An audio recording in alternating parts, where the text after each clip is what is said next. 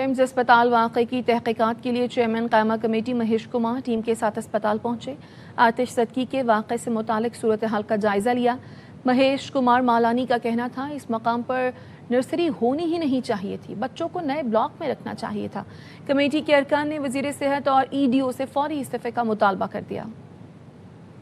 کہا ہے کہ ایک گچھا تھا وائروں کا، اس سے یہ اسپارک نکلا تھا۔ جو نرسز تھی وہ کہہ رہی تھی کہ اچانک جو ہے یہ فائر ہوا ہے۔ سورس آف فائر کا کسی کو معلوم نہیں ہے، تو وہ آکسیجن کا جو کنسیلڈ پائپ تھے اس میں کوئی فالٹ تھا۔ CCTV کے لیے بھی ہم نے ED سے پوچھا، ED نے سب کو یہ کہا کہ وہ بھی اس CCTV میں ظاہر نہیں ہے کہ وہ اسپارک AC سے نکلا ہے۔ کوئی نہ کوئی فالٹ ضرور یا آکسیجن کے پائپ لائنوں میں تھا یا وائرنگ میں تھا۔ نرسری جو ہے 1990 کی بنی ہوئی ہے۔ یہ نرسری ان بچوں کو رکھنے کے لیے نہیں تھی۔ بچوں کو جو نیا بلاک ہے جو ویل اکوپڈ ہے وہاں رکھنا تھا۔ میرٹ پہ دیکھیں گے اور ہم نے ان کو کچھ کوشچنس بھی دیے ہیں، ان کے جوابات چاہیے۔ جو ڈفرینٹ ہمیں اسٹیٹمنٹ ملی ہے وہاں پہ لوگوں کی یا ڈاکٹرز کی، اسٹاف کی، نہ تو اس وقت کوئی ڈیوٹی پہ نہیں تھا۔ باقی جواز یہ ہے کہ ED پیمز اور منسٹر صاحب دونوں کو استعفیٰ دینا چاہیے، کیونکہ یہ بہت بڑا سانحہ ہے۔ ہمیں بار بار اس چیز پہ زور دیا جا رہا ہے کہ جو کمیٹی وزیر اعظم صاحب نے بنائی ہے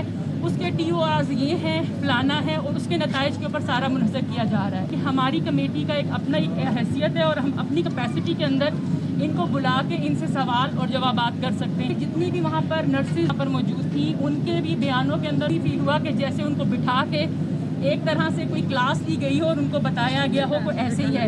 کوشش کی جا رہی تھی کہ شاید AC سے جو ہے وہ ایک بلاسٹ جو ہے وہ ہوا ہے، کہ ایسی کوئی چیز ہماری سمجھ سے بالا